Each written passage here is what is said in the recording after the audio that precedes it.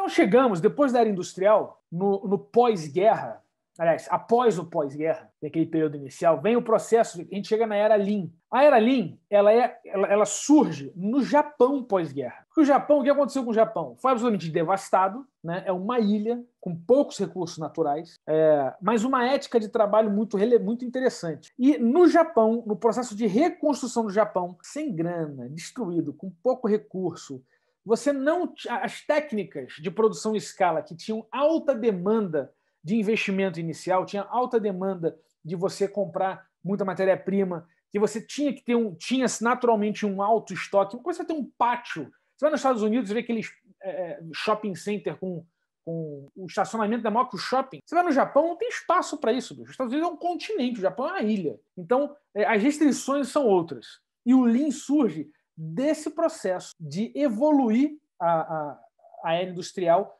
para se encaixar num novo paradigma de restrições. Tá? Então, o pós-guerra no Japão é um ambiente de recursos escassos, né, que nos trazem ao toyotismo, que surge com o automation. Isso é uma coisa que eu sempre gosto de contar essa história, porque vocês entenderem a dimensão do problema. Né? Olha só esse cenário. A Toyota, originalmente, antes de fazer tanque de guerra, que foi para isso que ela foi usada na Segunda Guerra Mundial, e antes de fazer carro, a Toyota fazia... Né, tinha teares, fazia tecido. E os teares eram caros, a matéria-prima era cara, né, e eram máquinas primitivas, que trabalhavam, já era muito mais rápido que o ser humano, né, era uma extensão, né, uma extensão da capacidade humana para você conseguir tecer as coisas mais rápidas, mas aquilo quebrava. Quando quebrava um fio, né, a máquina ela continuava produzindo, desperdiçando material. E isso era caríssimo. Então, como as máquinas são responsáveis pelo output do sistema, tem um sistema em que entra, né, a matéria-prima do tecido e sai o tecido, e no meio tem as máquinas que fazem essa transformação. E essas máquinas são muito caras e né, o processo produtivo, o throughput, né, a capacidade de vazão do sistema, a água que sai do cano, ela não é interrompida quando a máquina dava problema.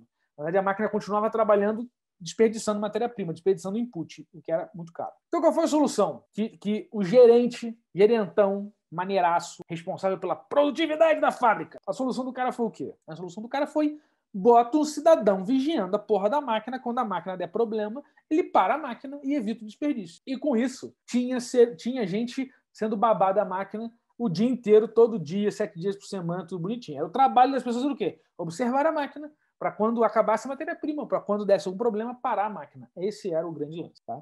Até que o fundador da Toyota viu isso acontecendo e achou aquilo um desrespeito com os seus funcionários, e ele decidiu inverter. Olha isso. Quantas máquinas o cidadão consegue vigiar ao mesmo tempo? Então vamos supor que tem ali, ao redor dele, tem 10 máquinas. Né? Então, para cada 10 máquinas, tem que botar um cara vigiando o quarteirão da máquina. Se der um problema, o cara para ali, termina ali, troca ali, faz aquele processo todo ali, o ser humano tendo que correr atrás do rabo. O cara mudou, o dono da Toyota, o fundador da Toyota, mudou esse processo, fez o seguinte: ele redesenhou o tear, fez uma mudança no design do tear, para que quando o fio se rompesse, a máquina parava e soava um alarme. E com essa pequena mudança, né, você ainda tem um custo, não mais o do desperdício, mas o custo da falta de output. Então você eliminou um custo, que era o desperdício, mas tem o outro custo de você ter que resolver o problema para não perder a produtividade final, para não reduzir a vazão do seu sistema. E aí agora, você com um cara, com 2 caras, em vez de ser a capacidade de atenção do cidadão, passa a ser a capacidade de locomoção. Você trocou a grandeza. E aí, com menos gente,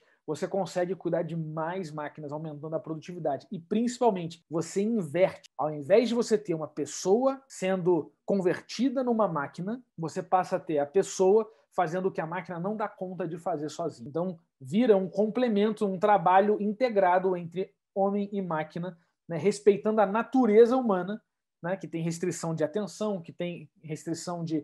Né, você tem vontade de ir no banheiro, você tem vontade de dormir, você tem sono, você se cansa, por aí vai. E inverteu esse processo. Agora o ser humano ele é convocado a agir ao invés de ficar vigiando. Isso parece uma mudança pequena, gente, mas isso muda toda a dinâmica produtiva, porque você sai de uma lógica de controle. Antes você estava na lógica de controle, do ser humano ser responsável pelo controle das coisas, né, no limite da sua capacidade. E você sai dessa lógica de controle e você vai para uma outra lógica, que é da gestão dos resultados. Eu estou ali observando o que está acontecendo, eu sou demandado, né? Você cria uma cadeia de comunicação que evita a força bruta do controle. Então, esse processo, o nome desse processo que a gente usa com Test-Driven Development, né, com toda a parte, tudo que existe de teste, nossa dinâmica de DevOps, de fazer smoking test, teste de carga, teste disso, teste daquilo, integração, aceitação, tudo isso é um processo de como a gente, uma técnica de como a gente usa a máquina para fazer o que o ser humano não é bom fazendo. A gente não é bom de ficar clicando, executando checklist manual. Isso a máquina faz, né? Então, esse processo de automation faz com que as ordens dos fatores alterem o produto. Isso é fundamental. Vocês conseguem compreender essa diferença de visão? São as mesmas pessoas, é o mesmo layout, é a mesma produção, é o mesmo input, mesmo output, mas muda o processo. Então, sempre que eu falo de método, de processo, quando eu falo da importância disso, é porque o arranjo do processo tem um grande impacto na capacidade produtiva. O arranjo que você escolhe para o seu processo de trabalho tem um alto impacto na sua capacidade produtiva. Não é a ferramenta, é o processo de trabalho. Então, quando a gente falar de ágil, quando a gente chegar no... não é a ferramenta, é o processo de trabalho. Então, nesse processo do Japão pós-guerra, a gente enfrenta isso, né, de uma baixa capacidade produtiva, né, porém, com conhecimento sobre produção. Está disponível. A guerra trouxe um monte de conhecimento, um monte de tecnologia, um monte de coisa. E aí, o Japão faz essa grande mudança, onde ao invés de eu trabalhar focado nas etapas, fazer muitas etapas com muita intensidade, eu passo a fazer as coisas just in time. Então, eu faço uma venda, isso gera toda uma cadeia de demanda que puxa a produção, né? Então, desde o processo de matéria-prima. Pô, Henrique, mas como é que você vai fazer? Você fez uma venda, você tem que comprar um caminhão de ferro, de aço para poder produzir o troço. Você trabalha com estatística em relação. Porque você passa. Qual é o seu objetivo? É não ter estoque. Então você trabalha com a sua estatística de produção entre áreas diferentes e setores diferentes para que você consiga ter uma cadeia de valor. Qual é o valor? É a entrega do produto para o cliente. Eu quero ter uma cadeia de valor que não precisa de estoque. Tudo que está acontecendo num ritmo. Vai ser repetido no ritmo, né? Como igual aquele tamborzinho para você ir andando, né? O pessoal marchando junto, porque esse ritmo de produção, né? Ele é todo encadeado para você não ter problemas com o estoque e você conseguir entregar as coisas just in time, ou seja, na hora que você precisa, na hora que você obtém aquele processo, na hora que você tem aquilo na mão. Tá? Então isso chega num ponto absurdo em que o custo, a quantidade de capital para você conseguir produzir no Japão, né, e a gente vê isso na década de 70, 80, isso aconteceu intensamente, a invasão tanto dos eletrônicos japoneses quanto dos carros japoneses foi um desastre na década de 80 em Detroit, nos Estados Unidos, porque os Estados Unidos faziam o quê? Produção em escala com muito estoque, com alto custo de capital. Você precisa ter muita grana, muito caixa para comprar muita coisa, para ter aquele estoque todo, e aí você depois tinha que se virar para vender. O Japão conseguia ser muito mais ágil, ele se adapta à volatilidade do mercado, a agilidade é adaptabilidade, não é velocidade. O Japão se adapta melhor às oscilações naturais de demanda do mercado. Por quê? Porque ele não compromete todo o seu caixa, todo o seu capital com um pressuposto do que tem que ser produzido. O estoque de demanda dele, né? Quando a gente fala do estoque do seu to-do list, do backlog, não sei o quê, o backlog dele é amarrado com a necessidade do mercado. O backlog dele não é cagado por um diretor que tem que fazer isso, fazer aquilo, porque isso é importante, porque o cliente precisa. Não. Ele está vendo ali, calma aí, estamos vendendo tanto. Essa é a nossa capacidade de venda. Como é que está? Cada semana, a capacidade de venda das lojas, não sei o quê. Como é que está o estoque da loja, dos carros na loja? E esse processo vai descendo num processo de vazão. Quem fez isso também na nossa área de tecnologia, né, foi a Dell. Marcos está falando aí no chat. De fato, a Dell teve esse insight. A Dell não tem máquina, não tem galpão com máquina. A Dell, você compra no site e aí o cara dispara todo um processo de produção para entregar a máquina na tua casa. A máquina é produzida depois que é vendida.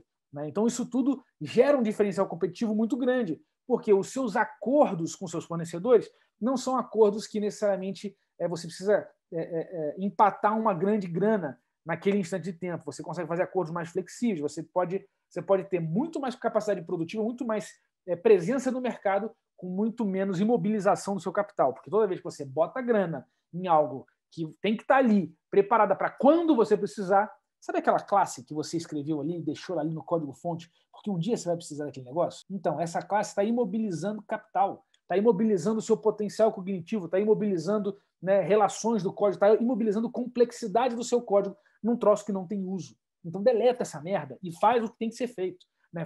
Entrega o que você precisa entregar, né? Reduz o teu código. Então, isso é muito importante. Trabalha com menos estoque. Tá? Você não sabe como é que vai ser o futuro, você não sabe se vai mudar a demanda, você não sabe o que vai acontecer, você não sabe. Mas assim, você não sabe, Henrique, mas eu não sei nada. Não, você tem acordos, você tem perspectivas, mas você não sabe de fato, você não sabe o quanto. Então é isso que traz, né? O Just in Time traz essa flexibilidade para que a gente esteja mais alinhado com o que acontece na hora que acontece.